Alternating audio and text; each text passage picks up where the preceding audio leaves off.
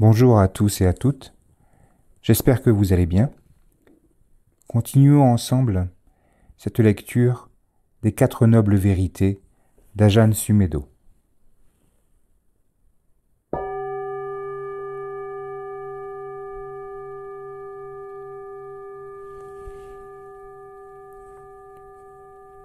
Une autre expérience, riche en enseignements, fut la coutume de laver les pieds des moines supérieurs à leur retour de la quête pour le repas quotidien.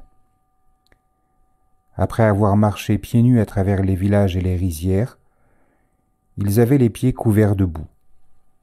Les bains utilisés pour se nettoyer les pieds se trouvaient près du réfectoire. Quand Ajahn Chah arrivait, environ 20 à 30 moines se précipitaient pour lui laver les pieds. Lorsque j'assistais à cette scène pour la première fois, je me dis « Je ne vais pas faire ça, pas moi ». Le lendemain, à peine Ajahn Chah était-il de retour, que 30 moines se précipitaient à nouveau pour lui baigner les pieds. Je me dis « Quelle ineptie ! 30 personnes pour nettoyer les pieds d'un seul homme. C'est ridicule. Pas question que je me joigne à eux. » Le jour suivant, la réaction fut encore plus forte. 30 moines se précipitèrent pour lui laver les pieds. Et cette fois, ça me mit vraiment en colère. J'en ai ras-le-bol de tout ce cinéma. C'est vraiment le spectacle le plus stupide qu'il m'ait été donné de voir. 30 hommes qui se bousculent pour laver les pieds d'un seul. Ils pensent probablement qu'ils le méritent. Vous savez, ça doit vraiment gonfler son ego. Son ego est probablement énorme à ce stade. Avec tous ces gens qui lui baignent les pieds tous les jours, jamais je ne ferai ça. Je commençais à développer une réaction forte, disproportionnée. Assis par terre, totalement déprimé et en colère, je regardais les moines en pensant. Ils ont vraiment tous l'air idiots. Je me demande ce que je fais ici. Mais à ce moment, je prêtais attention à mes pensées et réalisais que c'était vraiment un état d'esprit exécrable. Est-ce que ça vaut la peine de se mettre dans un tel état ? Ils ne m'ont pas obligé à me joindre à eux. Il n'y a pas de problème, en fait. Rien de mal à ce que 30 hommes lavent les pieds de quelqu'un. Ce n'est pas immoral, ni répréhensible, et peut-être que ça leur plaît. Peut-être qu'ils souhaitent le faire, peut-être que ça n'est pas désagréable. Pourquoi ne pas essayer ? Le lendemain matin, donc, 31 moines se précipitèrent pour laver les pieds d'Ajahn Chah. Après ça, ce ne fut plus un problème. C'était un soulagement. Cette réaction négative s'était arrêtée. Nous pouvons contempler les choses qui provoquent notre indignation et notre colère. Sont-elles intrinsèquement mauvaises ou est-ce que nous fabriquons ce dukkha à leur sujet ? Ainsi, nous commençons à comprendre comment nous créons tant de problèmes dans nos propres vies et dans celles de ceux qui nous entourent. Cette habileté à être tout à fait conscient nous permet de supporter l'existence dans sa totalité, que ce soit l'excitation ou l'ennui, l'espoir ou le désespoir, le plaisir ou la douleur, la fascination ou le dégoût, le début ou la fin, la naissance ou la mort. Nous sommes capables de l'accepter tout entière dans notre conscience, au lieu de simplement nous absorber dans l'agréable et éliminer le désagréable. Le processus de révélation est d'aller vers dukkha, de contempler dukkha, d'admettre dukkha, de reconnaître dukkha sous toutes ses formes. Ainsi, on ne réagit plus seulement de la façon habituelle qui consiste à se complaire ou supprimer. Pour cette raison, vous êtes mieux à même de supporter la souffrance. Vous pouvez être plus patient lorsqu'elle apparaît. De tels enseignements ne se situent pas au-delà de notre vécu. ce ne sont en fait que des réflexions sur nos propres expériences, et non des considérations intellectuelles complexes. Aussi, efforcez-vous de développer cette compréhension plutôt que de vous enfoncer dans l'ornière de vos habitudes. Combien de temps devrez-vous culpabiliser à propos de votre avortement ou de n'importe quelle autre de vos erreurs passées? Est-il réellement nécessaire de régurgiter les événements de votre vie et de vous fourvoyer dans les spéculations et analyses sans fin? Certains se confectionnent des personnalités tellement compliquées. Si vous vous perdez constamment dans vos souvenirs, ainsi que dans vos vues et opinions, vous resterez prisonnier de ce monde et ne serez jamais en mesure de le transcender de quelque manière que ce soit. Vous pouvez déposer ce fardeau si vous prenez la décision d'utiliser habilement les enseignements. Dites-vous, je vais arrêter de me laisser prendre. Je refuse de participer à ce jeu. Je ne vais pas céder à cet état d'esprit négatif. Adoptez l'attitude de celui qui comprend. Je sais que c'est dukkha. C'est vraiment très important de prendre cette résolution, d'aller vers la souffrance et de demeurer en sa compagnie. C'est seulement en faisant face et en examinant la souffrance de cette manière que nous pouvons espérer avoir la révélation extraordinaire. Cette souffrance a été comprise. Voici donc les 3 aspects de la première noble vérité. C'est la formule que nous devons utiliser et appliquer à nos vies, au moyen de la réflexion. Dès que vous souffrez, pensez d'abord consciemment « ceci est souffrance ». Puis, la souffrance doit être comprise, et enfin, elle a été comprise. Cette compréhension de dukkha est la révélation de la première noble vérité. La deuxième noble vérité. Quelle est la noble vérité au sujet de l'origine de la souffrance? C'est l'avidité qui renouvelle l'existence accompagnée du plaisir et de la convoitise, qui trouve toujours par-ci et par-là de nouvelles jouissances. En d'autres termes, la soif pour les désirs sensuels, la soif d'existence, la soif de non-existence. Mais quel est le terreau de cette avidité qui lui permet d'apparaître et de s'épanouir? Partout où il y a une apparence de plaisir et de satisfaction, c'est là qu'elle surgit et prospère. Voici quelle est la noble vérité de l'origine de la souffrance. Telle fut la vision, révélation, sagesse, connaissance et lumière qui s'éleva en moi au sujet de choses jusqu'alors inexprimées. Cette noble vérité doit être pénétrée par l'abandon de l'origine de la souffrance. Telle fut la vision, révélation, sagesse, connaissance et lumière qui s'éleva en moi au sujet de choses jusqu'alors inexprimées. Cette noble vérité a été pénétrée par l'abandon de l'origine de la souffrance. Telle fut la vision, révélation, sagesse, connaissance et lumière qui s'éleva en moi au sujet de choses jusqu'alors inexprimées. Voici donc la deuxième noble vérité et ses 3 aspects. Il y a l'origine de la souffrance, qui est l'attachement au désir. Le désir doit être abandonné. Le désir a été abandonné.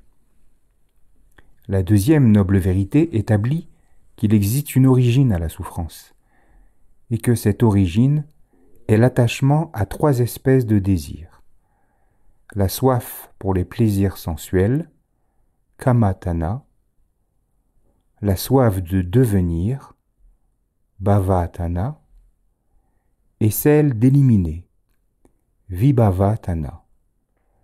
Ceci constitue la formulation de la deuxième noble vérité, la thèse pariyati. C'est l'objet de votre contemplation. L'origine de la souffrance est l'attachement au désir. 3 catégories de désirs. Il est important de comprendre ce que signifie le désir dans le sens du mot pali tana. En quoi consiste tana? Kama tana est très facile à comprendre. Il s'agit de l'appétit pour les plaisirs expérimentés par l'intermédiaire des sens, de la recherche continuelle de ce qui les excite ou les stimule agréablement. C'est ça, kama tana. Contemplez sérieusement ceci. En tant qu'expérience, qu'en est-il d'éprouver du désir pour les plaisirs sensuels? Par exemple, lorsque vous mangez, si vous avez faim et que la nourriture est excellente, vous pouvez constater l'envie d'en reprendre. Observez cette sensation quand vous goûtez un mets délicieux. Examinez ensuite ce désir pour une autre bouchée. Ne vous contentez pas de le croire, essayez. Ne vous imaginez pas que vous savez déjà parce que cela ressemble à votre expérience passée. Regardez ce qui se produit quand vous mangez. Le désir pour prolonger l'expérience apparaît. C'est cela, kama tana. Nous pouvons également contempler le processus intérieur qui consiste à vouloir devenir. Si nous faisons preuve d'ignorance, lorsque nous ne sommes pas à la recherche de quelques mets délicieux au palais, ni de quelque belle musique agréable à l'oreille, nous pouvons nous perdre dans un monde d'ambition et de profit, le désir de devenir. Nous sommes pris dans ce mouvement d'effort vers le bonheur, vers la richesse. Nous pouvons aussi nous efforcer de conférer de l'importance à notre vie en nous évertuant à corriger les imperfections de ce monde. Observez donc cette expérience de vouloir devenir autre chose que ce que vous êtes à cet instant. Soyez attentif au bhavatana de votre existence. Je veux méditer pour être libéré de mes angoisses. Je veux atteindre l'éveil. Je veux devenir moine ou bien nonne. Je veux réaliser la libération sans avoir à prendre les ordres. Je veux avoir une femme et des enfants, ainsi qu'un emploi. Je veux profiter des plaisirs des sens, ne pas devoir renoncer à quoi que ce soit, mais devenir aussi un arahan totalement libéré. Lorsque nous sommes désenchantés d'essayer de devenir, le souhait de se débarrasser des choses apparaît. Nous pouvons ainsi contempler vibhavatana, le désir d'éliminer. Je veux me débarrasser de ma souffrance. Je désire me libérer de ma colère. J'ai tendance à m'emporter et je veux que cela cesse. Je souhaite me délivrer de la jalousie, de la peur, de l'anxiété. Observez toutes ces manifestations de vibhavatana. En fait, nous contemplons ce qui, en nous-mêmes, veut se défaire des choses. Il ne s'agit pas d'éliminer vibhavatana. Nous ne prenons pas parti contre le désir de se débarrasser, pas plus que nous ne l'encourageons. Au lieu de cela, nous contemplons que c'est ainsi. C'est ce que l'on ressent quand on veut se débarrasser de quelque chose. Je dois vaincre ma colère.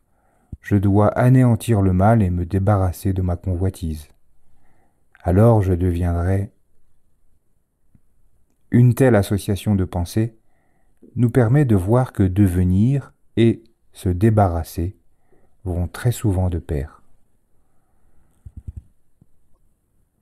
Gardez à l'esprit néanmoins que ces trois catégories, kamatana, bhavatana et vibhavatana, ne représentent que des classifications pratiques pour contempler le désir.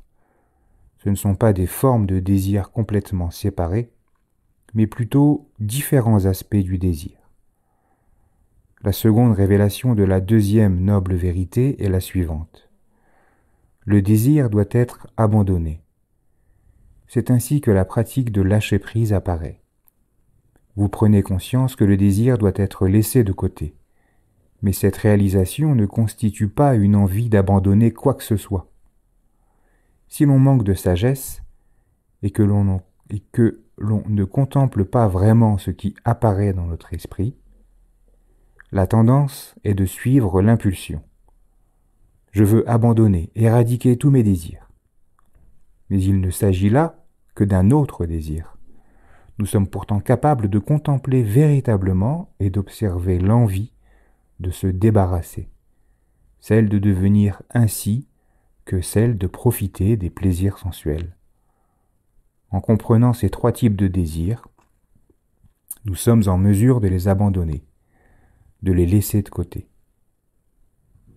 La deuxième noble vérité ne nous demande pas d'entretenir des pensées telles que « j'ai tant d'appétit pour les plaisirs des sens »,« je suis vraiment ambitieux »,« je suis vraiment obsédé par Bhavatana »,« je suis vraiment nihiliste »,« mon seul désir est l'anéantissement, c'est tout à fait moi ». Cela n'est pas la deuxième noble vérité. Il ne s'agit en aucune façon de s'identifier au désir, mais de reconnaître le désir. J'ai passé beaucoup de temps à observer à quel point ma pratique était motivée par la soif de devenir.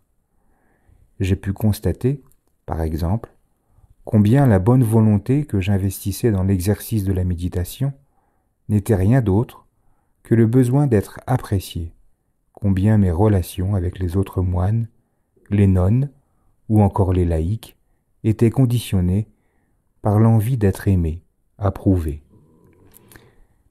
C'est cela aussi, Bhavatana, le besoin de louange et de succès. Un moine fait également l'expérience de ce type de désir. Vouloir que les gens comprennent et apprécient le Dhamma. Même ces aspirations subtiles, presque nobles, ne sont que Bhavatana.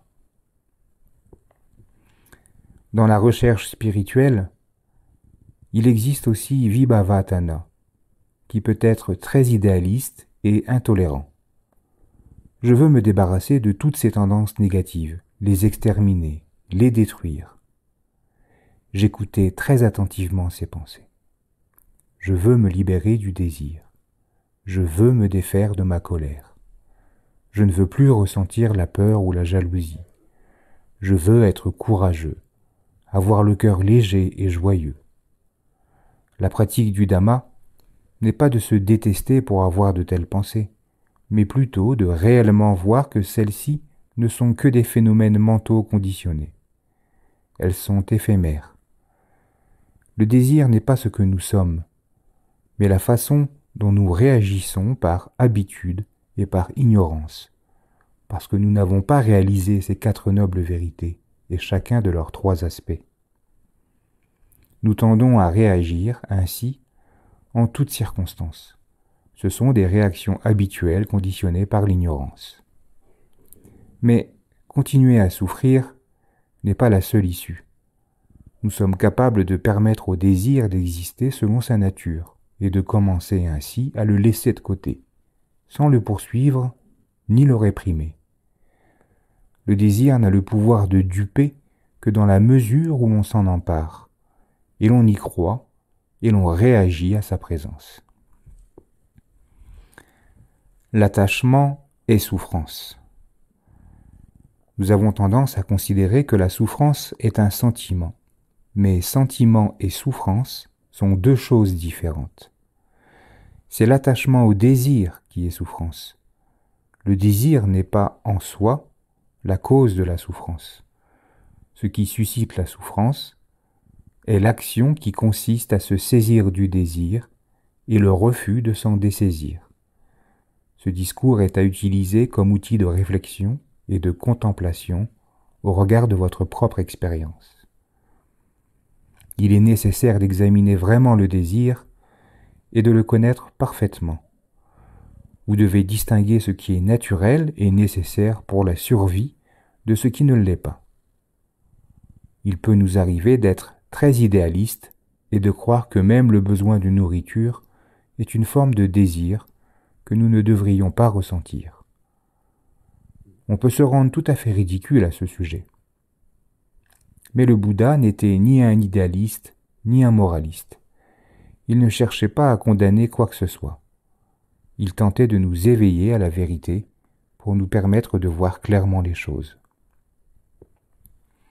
Une fois que cette clarté est présente et que l'on voit les choses telles qu'elles sont, alors il n'y a pas de souffrance. Cela ne veut pas dire qu'on ne ressent plus la douleur ou la faim, mais que l'on peut ressentir le besoin de nourriture sans que cela devienne un désir. Le corps n'est pas l'ego. Si on ne le nourrit pas, il s'affaiblira et finira par mourir. C'est la nature du corps, ce n'est ni bien ni mal. Si nous adoptons une attitude très moraliste et très idéaliste, et que nous nous identifions à notre corps, la faim devient un problème personnel. Nous pouvons alors même en arriver à croire que nous ne devrions pas manger. Ce comportement est dénué de sagesse, c'est stupide. Lorsque vous voyez vraiment l'origine de la souffrance, vous réalisez que le problème est l'attachement au désir, et non le désir lui-même. S'attacher veut dire être dupe, penser qu'il s'agit véritablement de moi et de ma propriété. Ces désirs sont miens, et pour que je ressente de tels désirs, il doit y avoir en moi quelque chose qui ne va pas. Je n'aime pas ce que je suis maintenant. Il me faut devenir autre chose. Je dois me débarrasser de quelque chose afin de devenir la personne que je souhaite être. Ce sont là différentes expressions du désir. L'attitude à adopter est d'y prêter toute notre attention, d'en prendre pleinement conscience, sans pour autant les juger, sans ajouter la notion de bien ou de mal, de reconnaître simplement le désir pour ce qu'il est. Lâcher prise. Quand nous prêtons vraiment attention aux désirs, que nous les contemplons réellement, nous cessons de nous y attacher. Nous leur permettons tout simplement d'exister tels qu'ils sont. Nous pouvons alors réaliser que l'origine de la souffrance peut être laissée de côté, abandonnée. Comment pouvons-nous procéder pour laisser les choses de côté ? Il suffit de les laisser simplement suivre leur cours, telles qu'elles sont. Ce qui n'est pas du tout pareil que de vouloir les annihiler ou les rejeter. Cela revient plutôt à les déposer et les laisser être. Par cette pratique de lâcher prise, il devient clair qu'il y a une origine à la souffrance qui consiste en l'attachement. Le non-abandon du désir est que pour notre bien-être, il convient de délaisser ces trois types de désirs. Lorsque nous avons très clairement vu cela, nous réalisons que nous les avons abandonnés. Il n'y a plus d'attachement à ces désirs. Quand vous vous rendez compte qu'il y a attachement, souvenez-vous que lâcher prise ne veut pas dire se débarrasser, ni rejeter.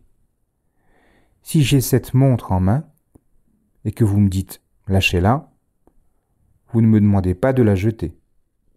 Je peux penser que je devrais le faire à cause de l'attachement que je lui porte, mais cela ne serait que le désir de m'en débarrasser. Nous avons tendance à penser que se défaire de l'objet constitue une façon de se défaire de l'attachement. Mais si je suis capable de contempler l'attachement à cette montre, je m'aperçois qu'il n'y a pas lieu de s'en débarrasser. C'est une bonne montre, elle donne l'heure exacte. Cette montre n'est pas le problème. Le problème est l'attachement à la montre. Alors que puis-je faire ? Lâcher prise, la laisser de côté, la poser doucement, sans aucune aversion. Plus tard, si nécessaire, je pourrai la reprendre, lire l'heure et la reposer. Vous pouvez adopter la même attitude de laisser de côté en ce qui concerne les plaisirs des sens. Peut-être avez-vous l'envie de prendre du bon temps, de vous amuser. Comment abandonner ce désir sans aucune aversion ? Reconnaissez-le simplement, sans le juger. Vous pouvez observer la volonté de vous en défaire. Parce que vous vous sentez coupable d'avoir ce genre de désir futile. Mais mettez tout simplement cela de côté. À cet instant, voyant ce désir tel qu'il est, et le reconnaissant comme seulement du désir, vous n'y êtes plus attaché. La pratique consiste donc à cultiver cette attitude à chaque moment de la vie quotidienne. Quand vous vous sentez déprimé et négatif, le moment même où vous refusez de vous complaire dans ce sentiment est une expérience de libération. Lorsque vous êtes vraiment conscient de ça, vous savez qu'il n'est ni nécessaire ni inévitable de sombrer dans un océan de dépression et de désespoir. En fait, vous pouvez y mettre un terme en apprenant à ne pas y accorder une seconde pensée. Il s'agit de découvrir cela à travers la pratique, afin de savoir pour vous-même comment abandonner l'origine de la souffrance. Peut-on délaisser le désir par un acte de volonté ? Y a-t-il véritablement quelqu'un ou quelque chose qui lâche à un moment donné ? Vous devez contempler cette expérience qui consiste à lâcher prise, puis l'examiner sérieusement, l'étudier jusqu'à ce que la réalisation se produise. Continuez jusqu'à ce que vous compreniez. Ah, lâcher prise, c'est ça. Maintenant je vois. À cet instant, le désir a été abandonné, mis de côté. Ça ne veut pas dire que vous allez en finir et abandonner une fois pour toutes le désir. Mais à cet instant précis, vous avez relâché votre emprise et cette expérience a eu lieu tout à fait consciemment. À ce moment, il y a une réalisation. C'est ce qu'on appelle connaissance profonde. Le terme utilisé en pali pour décrire ce type de compréhension profonde, fruit de l'expérience vécue, est Nana Dasana. Ce fut durant ma première année de méditation que je compris vraiment ce que lâcher prise signifie en tant qu'expérience. Je savais au niveau intellectuel que je devais délaisser tout attachement et je me demandais comment m'y prendre. Il me semblait impossible de me défaire de quelque attachement que ce fût. Néanmoins, je persévérais à contempler. Comment donc abandonner le désir ? Vas-y, fais-le.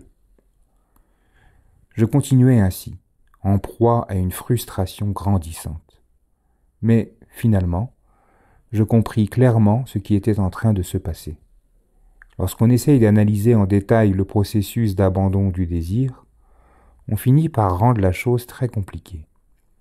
Il ne s'agit pas de quelque chose que l'on peut formuler, exprimer par les mots. C'est quelque chose que l'on fait. C'est alors ce que je fis, juste l'espace d'un instant, tout simplement.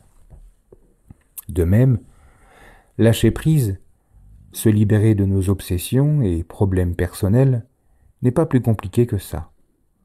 Il ne s'agit pas d'analyser éternellement et d'aggraver ainsi le problème, mais de cultiver la pratique de laisser les choses suivre leur cours, de ne pas s'en saisir, de les laisser de côté. Au début, vous le faites, mais l'instant d'après, vous vous en saisissez à nouveau, parce que l'habitude est plus forte. Mais au moins, vous avez une idée de ce dont il s'agit. Ainsi, quand je fis l'expérience du lâcher-prise à propos du désir, je réalisai à ce moment que c'était ça, abandonner le désir. Mais tout de suite, je me suis mis à douter. Je ne suis pas capable de le faire, j'ai trop de mauvaises habitudes. Ne laissez pas ce genre de pensée vous décourager. Ne suivez pas cette tendance qu'ont beaucoup d'entre nous à se rabaisser. N'écoutez pas cette voix. Il importe seulement de persévérer dans la pratique de lâcher prise. Et plus vous prendrez confiance en vous, en votre habileté à le faire, plus vous serez en mesure de réaliser l'état de non-attachement. Réalisation. Il est important d'avoir conscience que vous avez abandonné le désir. Quand vous ne portez plus de jugement, vous n'essayez plus d'éliminer quoi que ce soit, quand vous reconnaissez le désir pour ce qu'il est, lorsque vous êtes vraiment calme et serein, vous vous apercevez qu'il n'y a pas d'attachement à quoi que ce soit. Vous n'êtes pas pris au piège, à essayer d'obtenir ou de rejeter quelque chose. La définition du bien-être est simplement celle-ci. Connaître les choses telles qu'elles sont, sans ressentir la nécessité de les juger. Nous avons tendance à penser des choses comme « cela ne devrait pas être comme si »,« je ne devrais pas être comme ça »,« tu ne devrais pas être comme ceci ou te comporter comme cela », et ainsi de suite. Je suis convaincu que je suis en mesure de vous dire ce que vous devriez être. Vous devriez être bon, gentil, généreux, travailleur, diligent, courageux, et faire preuve de compassion. Je n'ai pas besoin de vous connaître pour vous dire tout cela. Par contre, pour vraiment vous connaître, je dois vous accepter tel que vous êtes, au lieu de me référer à un idéal de ce qu'une femme ou un homme devrait être, ce qu'un bouddhiste ou un chrétien devait être. Cela ne veut pas dire que nous ne savons pas ce que nous devrions être. Notre souffrance vient de notre attachement à des idées concernant l'aspect idéal des choses, ainsi que notre tendance à les rendre plus compliquées qu'elles ne sont. Nous conformer à nos idéaux les plus élevés est une tâche impossible. La vie, les autres, le pays et le monde dans lequel nous vivons, rien ne semble jamais aller comme il faudrait. Nous devenons très critiques à propos de tout comme de nous-mêmes. Je sais, je devrais être plus patient, mais je n'en suis pas capable. Écoutez ces « devrait », ces « ne devrait pas » et tous ces désirs. Avoir envie de ce qui est agréable, souhaiter devenir ou vouloir se débarrasser de ce qui est laid ou bien pénible. C'est comme si l'on écoutait quelqu'un se lamenter de l'autre côté d'une palissade. Je veux ci, et je n'aime pas ça. Ça devrait être comme ci, et pas comme ça, etc. Prenez vraiment le temps d'écouter cette voix qui se plaint. Prêtez-lui donc toute votre attention. Je pratiquais beaucoup de cette façon quand j'étais d'humeur morose ou contestataire. Je fermais les yeux et me mettais à penser. Je n'aime pas ci, et je ne veux pas de ça. Cette personne ne devrait pas être comme ci. Le monde ne devrait pas être comme ça. Je continuais à écouter cette espèce de démon qui n'en finissait pas de tout critiquer. Le monde, vous, moi. Ensuite, je changeais de registre. Je désire le bonheur et le bien-être. Je veux me sentir en sécurité. J'ai besoin d'être aimé. Je pensais ainsi délibérément, tout à fait consciemment, et j'écoutais ces pensées afin de les connaître, simplement pour ce qu'elles sont. Des phénomènes mentaux qui apparaissent selon leur nature conditionnée. Faites-en donc une expérience réfléchie. Formulez tous vos espoirs, vos désirs et vos critiques. Soyez-en pleinement conscients. Ainsi, vous serez en mesure de connaître le désir et de l'abandonner. Plus vous contemplerez et examinerez l'attachement, plus clair se fera pour vous la réalisation. Le désir doit être abandonné. Ensuite, par la pratique et la compréhension de ce que lâcher-prise signifie, le troisième aspect de la seconde noble vérité est révélé. Le désir a été abandonné. Nous comprenons vraiment cette expérience.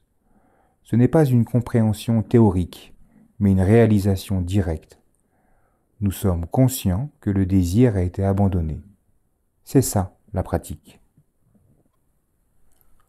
La troisième noble vérité. Quelle est la noble vérité de la cessation de la souffrance ? C'est la disparition totale, la cessation de cette même convoitise. C'est la rejeter, l'abandonner, y renoncer. Mais quelles sont les prémices de cette convoitise qui doit être abandonnée et amenée à sa cessation ? Partout où se trouve ce qui paraît agréable et source de plaisir sur ses prémices, la convoitise doit être abandonnée et menée à sa cessation. Il y a cette noble vérité de la cessation de la souffrance, Telle fut la vision, révélation, sagesse, connaissance et lumière qui s'éleva en moi au sujet de choses jusqu'alors inexprimées. Cette noble vérité doit être pénétrée par la réalisation de la cessation de la souffrance. Telle fut la vision, révélation, sagesse, connaissance et lumière qui s'éleva en moi au sujet de choses jusqu'alors inexprimées.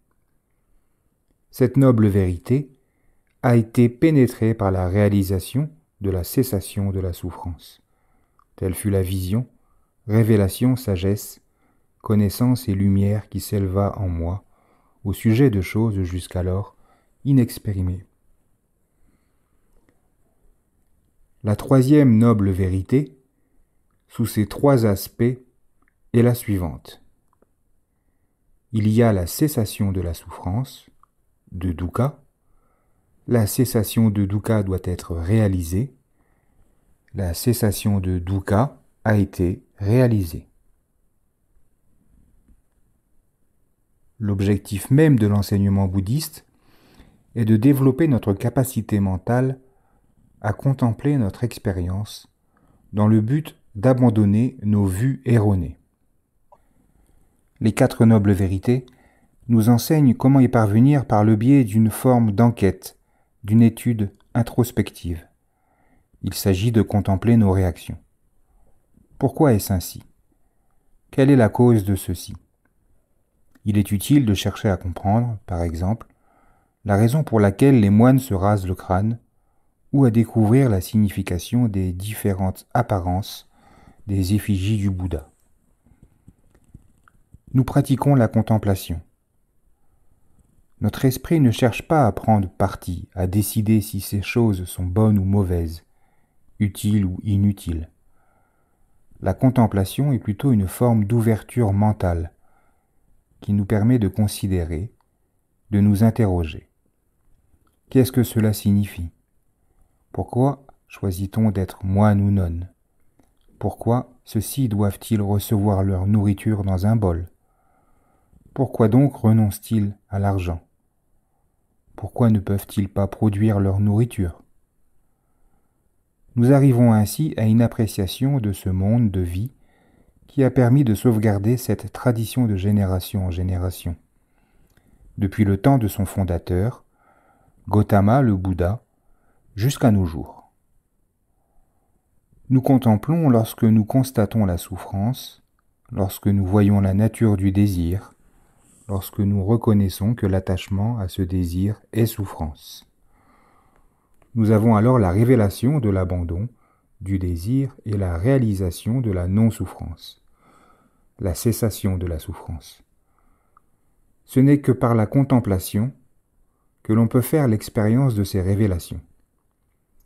Il ne s'agit pas là de croyance ni d'opinion. On ne peut pas se forcer à croire ou arriver à cette connaissance par un acte purement volontaire. Ces réalisations ne sont en fait possibles que si l'esprit est ouvert, réceptif à l'enseignement. La croyance aveugle n'est certainement pas ce qui est demandé ni conseillé. Au contraire, l'esprit doit être disposé à contempler, apprécier et considérer. Cette attitude mentale est très importante, car c'est de cette façon que l'on peut échapper à la souffrance. Or, cela s'avère impossible pour un esprit attaché à des positions fixes et à des préjugés, qui croit tout savoir, ou, à l'inverse, qui tient pour vrai tout ce que disent les autres. Seul l'esprit réceptif à ces quatre nobles vérités, capable de contempler les choses, en particulier ses propres réactions, se voit offrir une telle possibilité.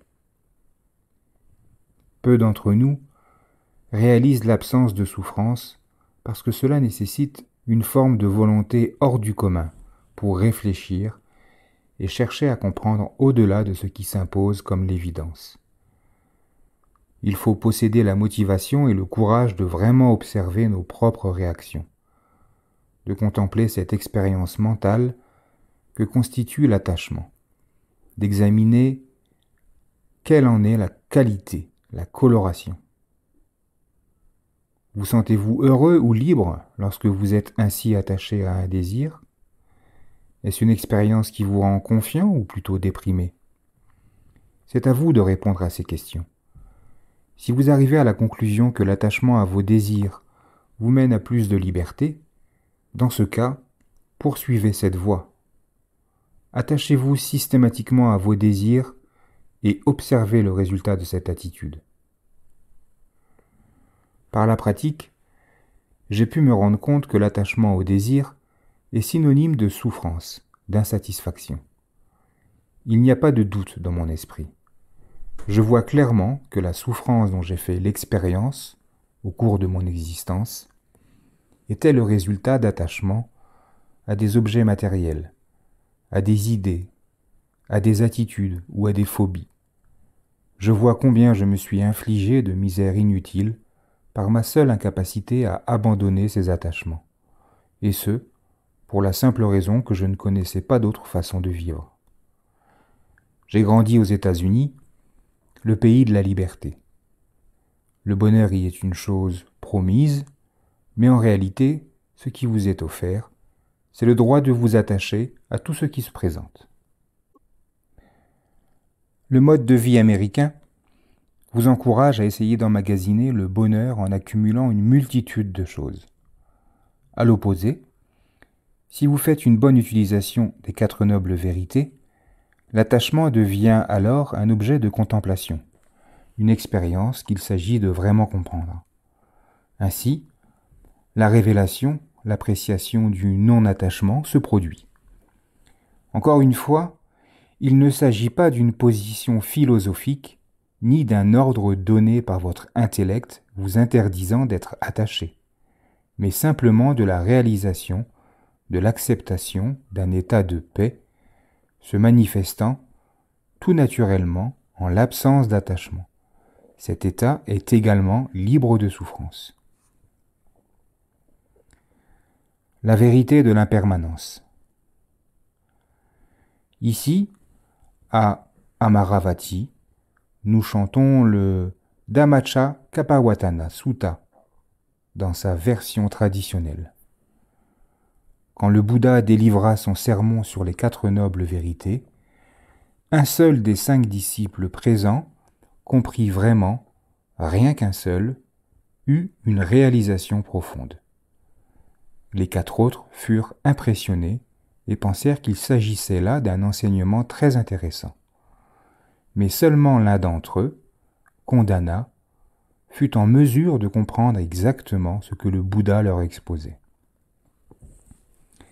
Des devas étaient également présents, qui écoutaient le sermon. Les devas sont des créatures célestes appartenant à d'autres plans d'existence, de beaucoup supérieurs à celui des humains. Leurs corps ne sont pas matériels et grossiers comme les nôtres, mais immatériels. Ils sont beaux, raffinés et intelligents. Eux aussi furent enchantés d'entendre un tel sermon, mais aucun ne fut libéré pour autant.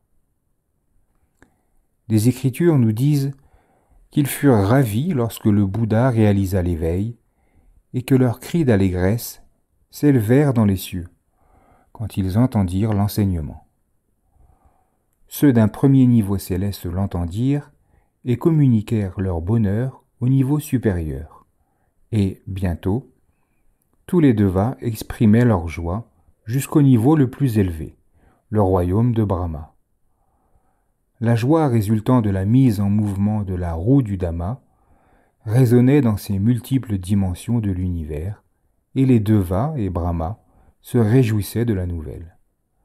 Cependant, seul Kondana, un des 5 disciples, réalisa l'illumination en écoutant le discours. À la fin du sutta, le Bouddha prononça les mots « Anna Kondana ». Anna ayant le sens de connaissance profonde. Anna Kondana signifie donc Kondana, celui qui comprend. Qu'est-ce que Kondana avait donc compris? Quelle était cette connaissance profonde dont le Bouddha fit l'éloge à la conclusion de son discours. C'était que toute chose qui est apparue doit également disparaître. Au premier abord, cela ne semble pas être une connaissance particulièrement hors du commun. Mais pourtant, cela implique en réalité la compréhension d'une loi universelle. Tout ce qui a pour nature d'apparaître a pour nature de disparaître. En d'autres termes, on parle de quelque chose d'impermanent et dénué de substance. Par conséquent, ne vous y attachez pas. Ne vous laissez pas duper par ce qui survient et passe. Ne cherchez pas à prendre refuge.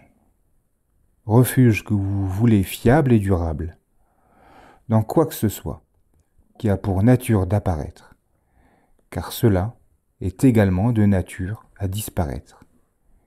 Si vous voulez souffrir et gaspiller votre vie, investissez votre temps et votre énergie à poursuivre des choses qui possèdent un début, un commencement.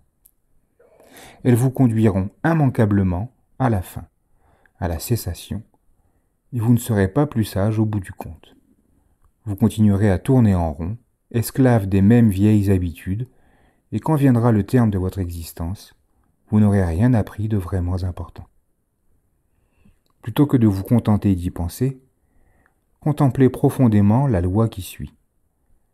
Toute chose dont la nature est d'apparaître est également de nature à disparaître. Cherchez à comprendre comment cela peut s'appliquer à la vie en général, à votre expérience vécue, et vous commencerez à voir. Contentez-vous de noter commencement, fin. Contemplez la nature des choses. C'est seulement ça, le monde des sens. Des choses qui commencent et qui cessent, qui ont un début et une fin. La compréhension juste, samadhi, est possible au cours de cette vie même. Je ne sais pas combien de temps Kondana a vécu après ce premier enseignement du Bouddha, mais à ce moment du discours, il réalisa l'éveil. À cet instant précis, il eut la compréhension profonde. J'aimerais mettre l'accent sur le fait qu'il est important de développer cette façon de contempler. Plutôt que de vous contenter de perfectionner une méthode visant à apaiser votre esprit, ce qui représente indubitablement un aspect de la pratique, cherchez à percevoir la méditation correcte comme un engagement à explorer, à enquêter avec sagesse. Cela demande l'effort courageux de regarder les choses en profondeur, sans verser dans l'auto-analyse, ni établir de jugement au niveau personnel sur les raisons de votre souffrance, mais en vous engageant à vraiment cultiver la voie jusqu'à ce que vienne la compréhension profonde. Cette connaissance parfaite résulte de l'appréciation de ce schéma universel du début et de la fin. Une fois que cette loi est comprise, en profondeur, on voit que toute chose lui est assujettie. Tout ce qui est de nature à apparaître est de nature à disparaître. Il ne s'agit pas là d'un enseignement métaphysique. Cela n'a pas pour but de décrire la réalité ultime, la réalité au-delà de la mort. Mais si vous comprenez en profondeur et êtes complètement conscient que toute chose dotée d'un début possède une fin, alors vous réaliserez la réalité ultime, la vérité éternelle, immortelle. Ce dont nous parlons, donc, constitue un moyen habile pour arriver à cette réalisation ultime. Notez bien la différence. Ce n'est pas une formule métaphysique, mais une formule qui peut vous guider jusqu'à la réalisation métaphysique. Le phénomène de la mort et l'expérience de la cessation. Par la contemplation des nobles vérités, nous prenons conscience du cœur du problème de l'existence humaine. Nous étudions ce sens d'aliénation et d'attachement aveugle à la conscience sensorielle, discriminative, qui résulte de l'attachement à ce qui semble séparé et isolé dans notre expérience consciente. Nous sommes attachés au plaisir des sens par ignorance.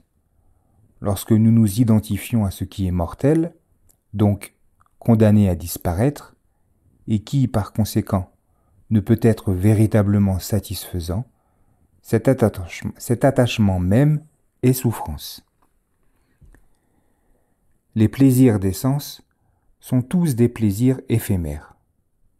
Tout ce que nous pouvons voir, entendre, toucher, goûter, penser ou ressentir a pour nature de mourir et condamné à disparaître. Par conséquent, si nous nous attachons au sens, nous nous attachons à la mort. Si nous n'avons pas fait ce travail de contemplation et que nous n'avons pas vraiment compris cela, nous continuons à nous attacher à ce qui est mortel, avec l'espoir de repousser l'échéance pour quelque temps. Nous faisons semblant de croire que nous serons vraiment heureux avec les choses auxquelles nous sommes attachés, pour faire, en fin de compte, l'expérience de la déception, de la désillusion et du désespoir.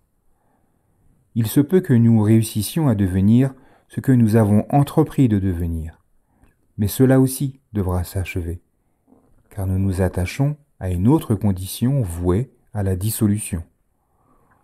À ce point, avec le désir de mourir, il se peut que l'idée du suicide ou de l'annihilation semble une solution.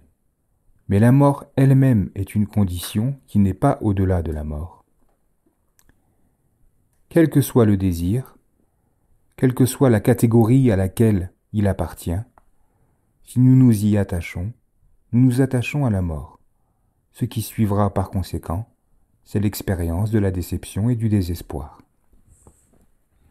La dépression est une forme d'expérience de la mort au niveau mental. Tout comme le corps meurt d'une mort physique, l'esprit meurt aussi.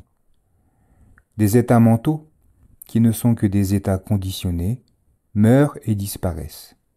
Nous appelons ces expériences tristesse, dégoût de la vie, angoisse ou désespoir. Lorsque l'attachement est présent, si nous faisons l'expérience de l'ennui, du chagrin, de l'angoisse ou du désespoir, nous avons tendance à réagir en cherchant une autre condition éphémère qui puisse se manifester. Par exemple, si vous vous sentez déprimé, que l'envie de manger une part de gâteau au chocolat vous vient à l'esprit, et que vous passez à l'acte, l'espace d'un instant, vous pouvez vous oublier, vous absorber dans le goût délicieux et sucré du chocolat. À cet instant, il y a devenir. En fait, ce que vous êtes devenu est ce plaisir conditionné par le goût du chocolat que vous trouvez délicieux. Mais vous ne pouvez pas continuer cette expérience très longtemps. Vous avalez, et que reste-t-il? À ce moment, il vous faut trouver autre chose. C'est ça, devenir. Nous sommes aveuglés, enfermés dans ce processus de devenir conditionné par les sens. Mais par la compréhension du désir, compréhension dépourvue de jugement sur la beauté ou la laideur du monde sensuel, nous sommes en mesure de le voir tel qu'il est. La compréhension est présente. De cette façon, en mettant ces désirs de côté, au lieu de nous en saisir, nous faisons l'expérience de la cessation de la souffrance, Nirodha, c'est-à-dire de la troisième noble vérité, qui doit être réalisée au niveau individuel. Nous contemplons la cessation. Nous prenons note, ceci est la cessation, et nous savons que quelque chose a pris fin. Permettre aux choses de se manifester. Avant de pouvoir vraiment lâcher prise et mettre les choses de côté, il faut en prendre pleinement conscience. La méditation est un moyen de permettre au subconscient de se manifester consciemment. Toutes les déceptions, les peurs et les angoisses, tous les désirs inavoués et les ressentiments ont la possibilité de devenir conscients. Beaucoup de gens aspirent à un idéal très élevé et, par conséquent, sont parfois très déçus de leurs incapacités d'être à la hauteur, de ne pas se mettre en colère par exemple. Tout ce que l'on devrait ou bien ne devrait pas être. Dans ces conditions, nous pouvons aisément créer le désir et nous y attacher. de nous débarrasser de ces choses négatives qui ne correspondent pas à notre idéal. Ce type de désir peut sembler juste au niveau moral. Vouloir se débarrasser de pensées cruelles, de ressentiments et de jalousie paraît bon, puisqu'une personne respectable ne devrait pas les ressentir. C'est ainsi que l'on crée un complexe de culpabilité. Si nous contemplons cela, nous prenons pleinement conscience du désir d'être à la hauteur de cet idéal et de nous débarrasser de ces tendances négatives. Nous pouvons ainsi lâcher prise, plutôt que de travailler à devenir cet individu parfait, nous laissant de côté ce désir. Ne reste qu'un esprit clair et serein. Il n'est pas nécessaire de devenir cet individu parfait, ce genre d'idéal n'étant qu'une création mentale apparaissant, puis disparaissant. L'esprit originel reste le même. L'idée de cessation est facile à comprendre au niveau intellectuel, mais réaliser l'expérience que constitue la cessation peut s'avérer très difficile, car cela nécessite de bien vouloir cohabiter avec ce que l'on pense ne pas pouvoir supporter. Par exemple, quand j'ai commencé à pratiquer la méditation, je m'attendais à ce que cela me rende plus gentil, plus heureux, et me conduise à faire l'expérience d'états méditatifs très agréables. Mais jamais auparavant, je n'avais connu autant de haine et de colère qu'au cours de ces 2 premiers mois. Je me disais, c'est affreux, la méditation m'a rendu pire qu'avant. Mais je réussis à contempler pourquoi tant de colère et d'aversion remontaient à la surface. J'ai réalisé qu'en grande partie, ma vie consistait précisément à fuir tout cela. Lorsque j'étais un laïc, la lecture était une obsession. Où que j'aille, j'avais besoin d'avoir des livres en ma possession. Lorsque la peur ou la colère commençait à se manifester, je prenais refuge dans un bouquin. Ou alors, j'allumais une cigarette. Ou bien encore, je mangeais quelque chose, convaincu d'être quelqu'un de gentil, incapable de haïr les autres. Le moindre signe d'aversion ou de haine était réprimé. C'est la raison pour laquelle, durant les premiers mois de ma vie monastique, j'avais désespérément besoin de trouver différentes activités. Je cherchais les moyens de me distraire, parce que la pratique de la méditation ramenait à ma mémoire toutes sortes de choses que j'avais essayé d'oublier. Des souvenirs d'enfance, mais aussi de mon adolescence, refaisaient surface continuellement, accompagnés d'un sentiment de colère et de haine si fort qu'il devint presque intolérable. Mais je commençais à voir qu'il me faudrait supporter ces émotions. J'ai donc fait preuve de patience. C'est ainsi que toute la haine et la colère que j'avais réprimées en 30 ans d'existence fit irruption, pour ainsi dire, et put se consumer et s'éteindre grâce à la méditation. C'était un processus de purification. Pour permettre à ce processus de cessation de prendre place, nous devons être prêts à souffrir. C'est pourquoi j'insiste sur l'importance de la patience. Nous devons faire de la souffrance une expérience pleinement consciente, car c'est seulement en l'accueillant que la souffrance peut prendre fin. Quand nous prenons conscience que nous souffrons physiquement ou mentalement, il convient alors de faire face à cette douleur qui est présente. Nous l'acceptons complètement, l'accueillons et la prenons comme objet de contemplation, en lui permettant d'être ce qu'elle est. Cela demande d'être patient et de surmonter le désagrément d'une condition, quelle qu'elle soit. Au lieu de nous enfuir, nous devons endurer l'ennemi, le désespoir, le doute et la peur, pour être à même de voir et de comprendre que ces conditions prennent fin.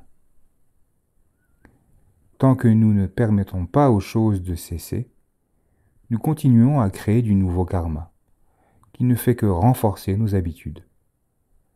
Quand quelque chose se manifeste, nous nous en saisissons et nous l'utilisons pour fabriquer toutes sortes de créations mentales. Tout devient plus compliqué ainsi. De cette manière, ces réactions sont répétées continuellement au cours de nos vies. tourner en rond à la poursuite de nos désirs, dans l'espoir d'éviter nos peurs, ne peut pas nous conduire à la paix.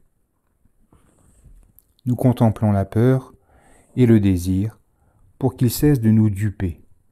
Il est nécessaire de comprendre ces forces qui nous mystifient pour qu'elles arrêtent de nous tromper et soient ainsi autorisées à cesser. Le désir et la peur nous révèlent leurs qualités fondamentales. Ils sont impermanents, insatisfaisants et impersonnels. Ils sont vus et compris pour ce qu'ils sont. C'est ainsi que la souffrance prend fin. Il est vraiment très important de comprendre la différence entre cessation et annihilation. Le désir qui peut se manifester de se débarrasser des choses. La cessation est la fin naturelle de toute condition qui est apparue. C'est autre chose que le désir. Ça n'est pas une création mentale, mais l'achèvement de ce qui a commencé, la mort de ce qui est né. Par conséquent, la cessation n'a rien de personnel. Elle n'est pas le résultat de la volonté de se débarrasser de choses, mais se produit lorsque l'on permet à ce qui est apparu de disparaître. Pour ce faire, on doit abandonner la convoitise. Ça ne veut pas dire rejeter ou refouler. Abandonner possède plutôt ici le sens de lâcher prise, laisser de côté. Lorsque la fin s'est produite, ce qui vient ensuite est l'expérience de Nirodha, la cessation, la vacuité, l'absence d'attachement. Nirodha est un autre terme pour évoquer la réalisation de Nibbana. Lorsque vous avez permis à quelque chose de partir et de cesser, il ne reste que la paix, la sérénité. Vous pouvez faire l'expérience de cette tranquillité lorsque vous pratiquez la méditation. Quand vous avez laissé un désir se résorber, disparaître de votre conscience, une paix profonde s'ensuit. Il s'agit de la sérénité véritable, située au-delà de la mort. Quand vous réalisez clairement cette expérience, quand vous comprenez vraiment de quoi il s'agit en l'ayant vécu, vous réalisez Nirodha, Sakha, la vérité de la cessation. Un espace dans lequel il n'y a pas d'ego, mais où règne vigilance et clarté. La véritable signification du bonheur suprême, de la béatitude, et cette paix de la conscience transcendant totalement la souffrance et l'angoisse. Si nous ne laissons pas survenir la cessation, nous avons tendance à opérer sur la base de suppositions que nous faisons sans même en avoir conscience. Parfois, ce n'est que lorsque nous commençons à méditer que nous nous rendons compte combien tant de peur et de manque de confiance remontent à des expériences de l'enfance. Je me souviens que lorsque j'étais un petit garçon, j'avais un très bon ami qui se désintéressa de moi et me rejeta. À la suite de cet événement, je fus vraiment déprimé pendant des mois. Cela laissa une impression très profonde dans ma mémoire. Je compris par la suite, à travers la méditation, que cet incident apparemment minime avait profondément conditionné ma relation aux autres. J'ai toujours ressenti une grande peur d'être rejeté. Je ne m'en étais pas rendu compte, jusqu'à ce que ce souvenir précis se mette à revenir continuellement au cours de la méditation. L'esprit rationnel nous dit que c'est ridicule de passer notre temps à analyser les tragédies de notre enfance. Mais si celles-ci ne cessent de visiter notre conscience, il est possible que ce soit parce qu'elles essayent de nous dire quelque chose sur les suppositions et les conditionnements qui ont été mis en place lorsque nous étions enfants. Si vous faites l'expérience, pendant votre méditation de souvenirs ou de peurs obsessionnelles, au lieu de vous sentir frustré et contrarié, apprenez à les voir comme des choses qu'il convient d'accepter en votre conscience, de façon à pouvoir les laisser de côté. Vous avez la possibilité d'organiser votre quotidien afin d'éviter de voir ces choses. Ainsi, les conditions nécessaires à leurs apparitions sont réduites. Vous pouvez vous engager pour de grandes causes ou dans d'importantes activités. Dans ce cas, ces anxiétés et phobies non identifiées ne deviennent jamais conscientes. Mais que se passe-t-il lorsque vous lâchez prise? Le désir ou l'obsession sont mouvants et ils se déplacent vers la cessation. Ils prennent fin. Par cette expérience, vous avez la révélation qu'il y a la cessation du désir. Ceci constitue le troisième aspect de la troisième noble vérité. La cessation a été réalisée. Réalisation. Ceci doit être réalisé. Le Bouddha était catégorique. C'est une vérité à réaliser, ici et maintenant. Il n'est pas nécessaire d'attendre la mort pour nous rendre compte que c'est tout à fait ainsi. Au contraire, cet enseignement s'adresse aux vivants, aux êtres humains que nous sommes. Chacun d'entre nous doit réaliser cette vérité. Je peux vous en parler et vous encourager à pratiquer, mais je ne peux pas vous obliger à la réaliser. Ne vous dites pas qu'il s'agit là de quelque chose d'inaccessible, bien au-delà de vos capacités.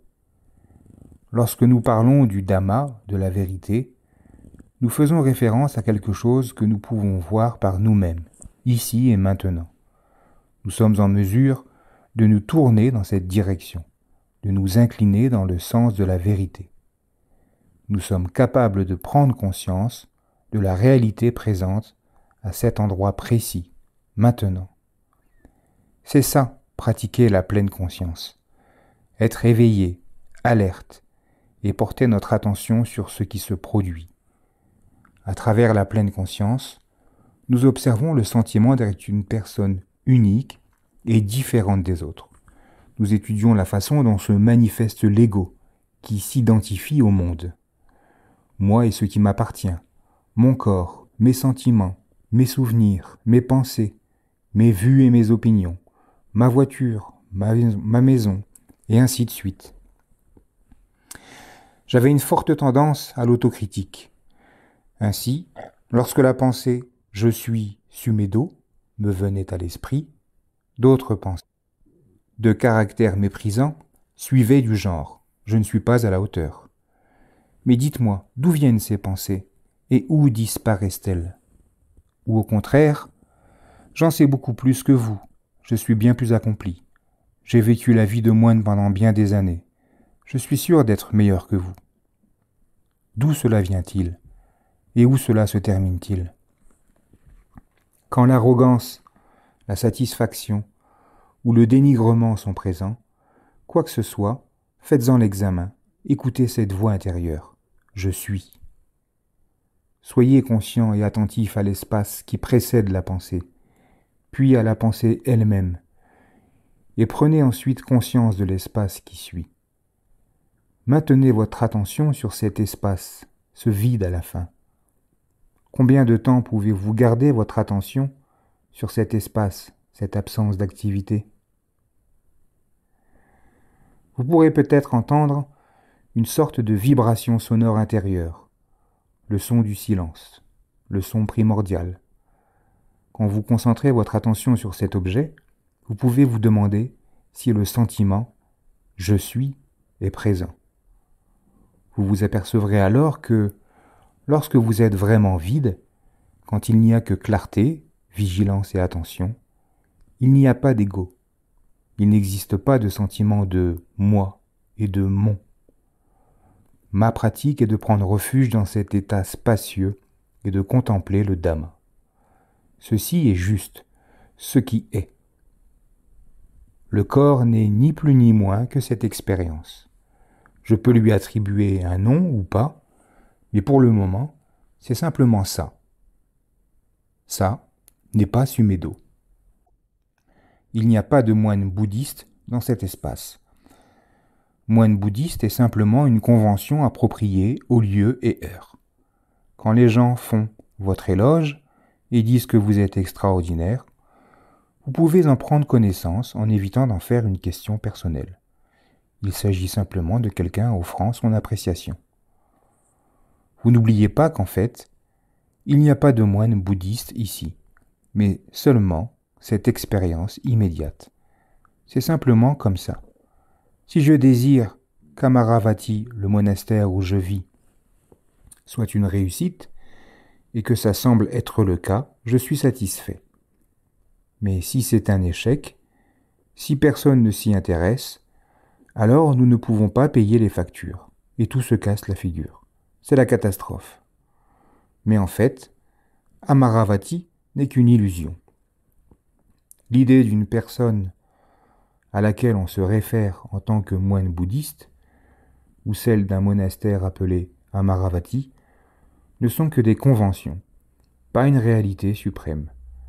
À cet instant précis, les choses sont seulement comme ça, simplement telles qu'elles doivent être. Ainsi, on ne porte pas le poids d'un tel endroit sur les épaules, parce qu'on le voit clairement tel qu'il est, et qu'il n'y a personne d'impliqué en réalité. De la même façon que cela réussisse ou échoue n'a pas d'importance. Dans la vacuité, les choses sont simplement ce qu'elles sont. Quand nous sommes ainsi conscients, nous ne sommes pas pour autant indifférents au succès ou à l'échec, et résolus à ne plus rien faire. Nous pouvons décider de passer à l'action. Nous sommes tout à fait capables de juger de ce que nous pouvons accomplir. Nous comprenons ce qui doit être effectué et pouvons l'exécuter correctement. Alors toute chose fait partie du Dhamma, la réalité immédiate.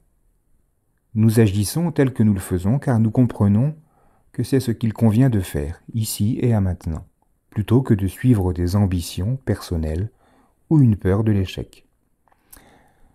La voie qui mène à la cessation de la souffrance est celle de la perfection.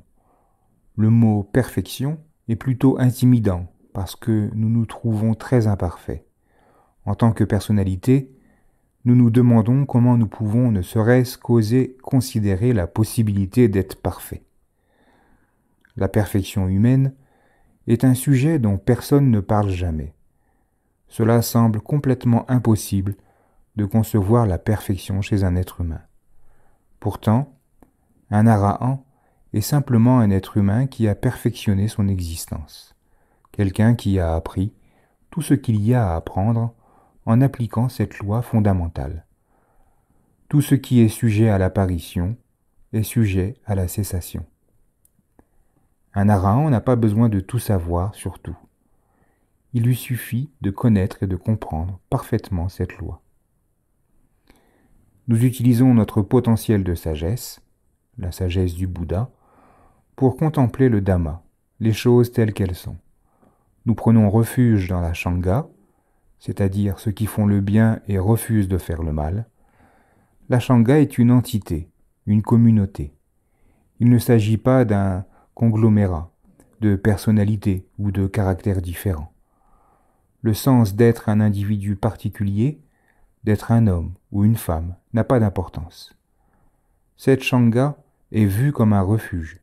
Bien que les manifestations soient toutes différentes, il existe une unité qui rend notre réalisation identique. En étant éveillés, vigilants et libérés de nos attachements, nous réalisons la cessation et demeurons dans la vacuité où nous fusionnons tous. Il n'existe pas là de personne.